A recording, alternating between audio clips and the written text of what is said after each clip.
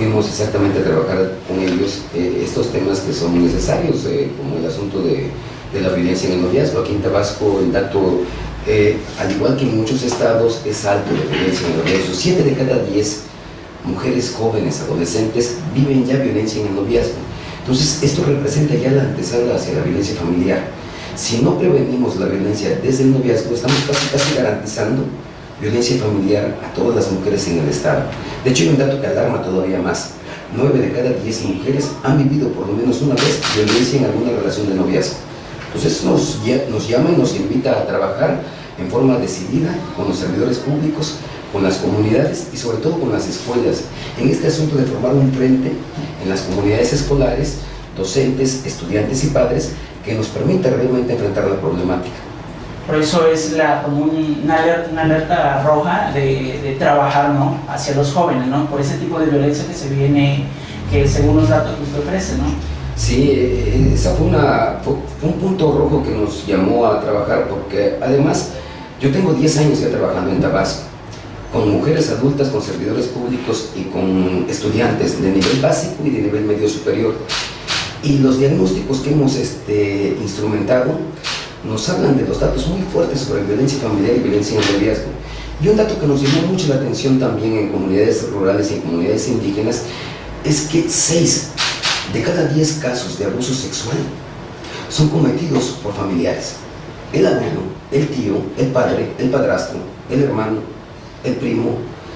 O sea, las chavas jóvenes y las mujeres adultas están durmiendo con el enemigo.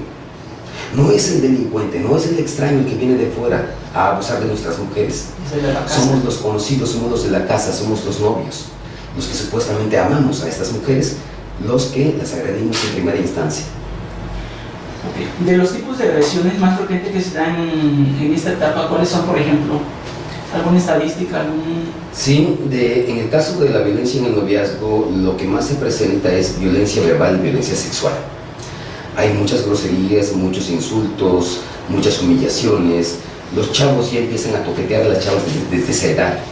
Ya empiezan a buscar la llamada prueba de amor. Y en esa búsqueda de la prueba de amor ejercen mucha violencia sexual, mucho toqueteo, mucho abuso sobre los cuerpos de las mujeres.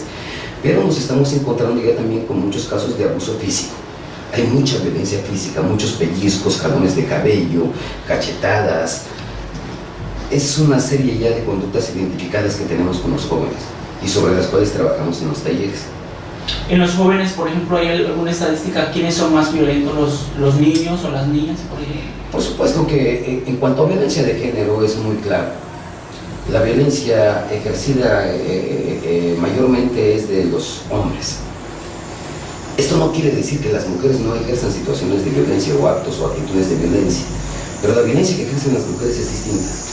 La posición del hombre en esta relación entre los géneros es una posición que jerárquicamente está por arriba, y a las mujeres históricamente se les ha mirado en forma subordinada. Eso hace que los hombres se sientan más que las mujeres, y cuando asumen situaciones de noviazgo, ellos son los primeros que actúan y que generan violencia. Pero las mujeres ya no se dejan tampoco, porque saben que tienen derechos.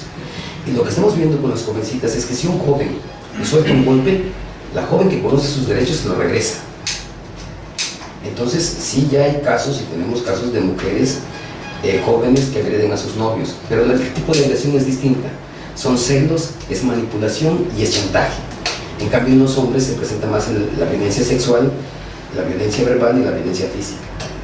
Entonces sí tenemos que los datos pues, son mayormente de hombres, ¿no? Sin dejar de lado que las mujeres también tienen actitudes de agresión y de violencia, pero en esta posición de víctimas, de receptoras de la violencia, tenemos identificados los celos, las manipulaciones y los chantajes principalmente. En todo este engranaje de violencia que están inmersos los jóvenes, por ejemplo, ¿cuáles serían los problemas que frecuentemente pueden atravesar o que originan esta violencia, tipo de violencia en los jóvenes? Lo que origina, por supuesto, es la formación que tenemos. Hay una construcción cultural, una construcción social del ser hombre y del ser mujeres. Y vivimos en una sociedad machista donde se privilegia el papel de los hombres. A pesar de que ya tenemos derechos que apoyan a las mujeres, y que ya los niños y las niñas también ya cuentan con derechos, todavía culturalmente se siga agrediendo a las mujeres y a los niños. Sí, algunas recomendaciones, o ya como finalizando esta etapa de los talleres ofrecidos a los jóvenes, ¿cómo su opinión, por ejemplo, cómo se desarrollaron los jóvenes? ¿Hubo respuesta, no hubo respuesta? ¿Algunas barreras existieron? Primero, lo que me gustaría decir es que la violencia en el noviazgo tiene una serie de consecuencias que van desde cuestiones de embarazos adolescentes. Una problemática de los embarazos es que se origina con la violencia en el noviazgo. El abuso sexual lleva a que los chavos presionen a las niñas para buscar la llamada prueba del amor, no usan condones, y quien usa un condón no lo sabe utilizar. Entonces la situación de riesgo es total. Los chavos que asumen y que tienen relaciones coitales desde la adolescencia y la juventud están en total riesgo. ¿Cuál otro riesgo se tiene? Aparte del embarazo, las enfermedades de VIH-Sida, la sífilis, la gonorrea. Hay situaciones también en las jóvenes que les provoca desplacer, otras abandonan la escuela, otras viven situaciones de violencia muy fuerte y en muchos casos se da el asunto del feminicidio. Tabasco es de los primeros lugares en el país donde los novios matan más mujeres o se matan a sus novias. Ese es un asunto que nos llama a trabajar desde distintas posiciones, desde el gobierno, desde las comunidades y desde las escuelas en forma seria por prevenir la violencia. Los jóvenes respondieron muy bien y sobre todo los chavos, los nuevos varones, están en esta idea de transformar su vida. Ya no se ven como machos, no se aceptan como machos, a pesar de que les piden actitudes y conductas, no les gusta llamarse machos.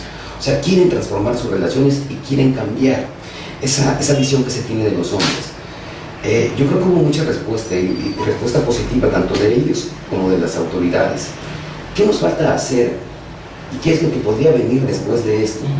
Yo he hablado con las autoridades del Instituto de las Mujeres. De entrada tenemos que crear un acuerdo a nivel escolar con todas las comunidades escolares entre el Instituto de las Mujeres y la Secretaría de Educación Pública, con la finalidad de instaurar escuelas libres de violencia y en convivencia respetuosa. Porque los grados de violencia son altísimos, y no solo la violencia de género, no solo la violencia en el noviazgo, sino el acoso escolar, el llamado bullying, también está presente. Hemos normalizado la violencia, no solo en las casas, no solo en las calles, sino también en las escuelas. Pensamos que los hombres así son, que las mujeres así se comportan, y eso es naturalizar y es normalizar la violencia. Entonces necesitamos desnormalizarla, y eso implica un trabajo serio que nos lleva a trabajar en un frente común.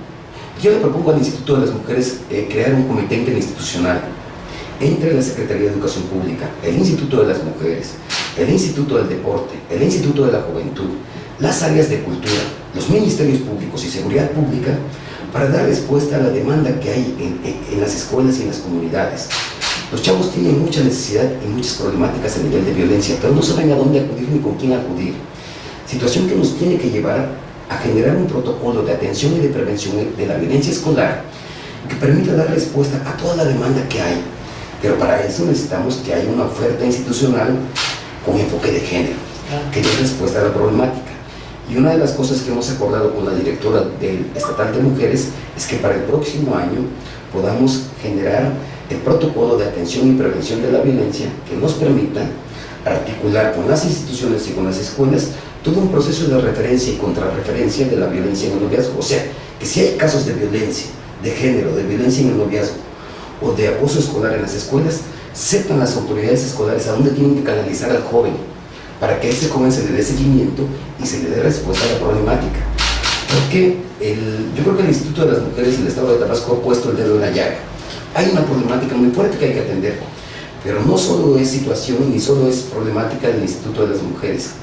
No, tenemos que entrarle con un frente común, porque la problemática la vamos a prevenir y a atender desde Ministerio Público, Seguridad Pública, Instituto del Deporte, Instituto de la Juventud y las áreas de cultura. Si no lo hacemos en forma conjunta, no vamos a poder entrarle a la problemática. Entonces necesitamos un acuerdo interinstitucional entre todas esas instituciones que nos lleve a brindar una oferta y una respuesta a la problemática de los jóvenes y de las jóvenes. Como que son acciones concretas a seguir, ¿no? Y aparte nos platicaba antes de que regresa el 25 de noviembre y como que va a haber un seguimiento por parte de los jóvenes. De hecho, vamos a regresar a realizar un foro escolar por una comunidad escolar libre de violencia y en convivencia respetuosa. Trabajamos en este mes de octubre con 5 escuelas de nivel secundario y nivel medio superior, las cuales a través de sus alumnos y de sus autoridades se comprometieron a leer en foro público los compromisos que asume la escuela y los jóvenes por prevenir la violencia en el noviazgo y la violencia de género. Entonces el 25 de noviembre en ese marco vamos a realizar un foro escolar para hacer públicos los compromisos de las 5 escuelas sobre el asunto de violencia en el noviazgo. Entonces, ¿el trabajo con los jóvenes hubo contacto con los padres de familia? No, y es lo que queremos regresar a hacer, porque tenemos que cerrar la pinza. Las comunidades escolares se componen de docentes, padres de familia y estudiantes. Trabajamos con estudiantes, pero tenemos que regresar a cerrar la pinza con los docentes y con los padres de familia. ¿Por qué? Porque tenemos que homologar el discurso de los derechos humanos y de los derechos sexuales de los jóvenes. Un joven que llega a su casa, una joven que llega a su casa con un condón en una bolsa, y si su papá y su mamá se lo encuentran, le va como en feria. Lo golpean, lo agreden, lo insultan, porque lo que interpretan rápidamente ante la vereda de un condón es que esa joven o ese joven ya está teniendo relaciones sexuales. ¿Qué hacen los adultos? Que le quitan el condón. ¿Qué va a pasar? Que ese joven o esa joven va a seguir teniendo relaciones sexuales. Y si le quitas el condón, lo estás llevando a la muerte, o lo estás llevando a tener enfermedades sexuales. El condón es el pasaporte de la vida, es un derecho sexual que tienen los adolescentes. Y los adultos no vemos eso como un derecho sexual, lo vemos más bien como una agresión a los cuerpos de los jóvenes y como una situación de pecado. El condón no es un pecado, es un derecho y es un recurso que tenemos para salvar nuestras vidas. Situación por la cual nos lleva a trabajar con los padres para poder homologar el discurso juvenil, el discurso de los derechos, para poder proteger a nuestros jóvenes. Porque si no lo hacemos y si no cerramos la pinza con los padres de familia, no vamos a poder prevenir la situación de violencia que tenemos en las escuelas y en las comunidades. ¿Cuál sería ya, para finalizar, su mensaje final sobre este trabajo que ha venido haciendo aquí en Tabasco? ¿O qué recomendaría? Híjole, yo recomendaría que nos pongamos a trabajar en serio, desde la parte de prevención de violencia y desde el ejercicio de los derechos sexuales y reproductivos de los chavos. Tenemos desbordada la situación de violencia con los jóvenes, y no solo con los jóvenes, con los adultos. Y algo tenemos que hacer, y yo creo que hay maneras de hacerlo. El Instituto Estatal tiene su estrategia, hemos dialogado con las autoridades y creo que coincidimos en poder plantear un proyecto para el próximo año, un programa amplio que nos lleve a trabajar con las instituciones y con las escuelas para realmente poder prevenir y atender la violencia. Los chavos están haciendo un llamado urgente de que necesitan apoyos. Y creo que lo que nos toca a las instituciones es solamente brindarlo y ponernos de acuerdo. Porque la problemática la podemos resolver, porque la violencia la podemos prevenir y porque podemos generar situaciones de ejercicio de derecho como chavos, pero necesitamos ponernos de acuerdo en las instituciones. Y yo creo que el llamado ya lo hizo el Instituto de las Mujeres de Tabasco. Falta la respuesta de las otras instituciones que digan que sí, para que el próximo año nos metamos de manera conjunta a trabajar en las escuelas. Ok, gracias. ¿Su nombre completo, perdón? Ángelo Baños Terrazas. ¿De formación? Sociólogo, especializado en asuntos de género, cuestiones laborales, infancia y juventudes. Gracias. Gracias a ustedes.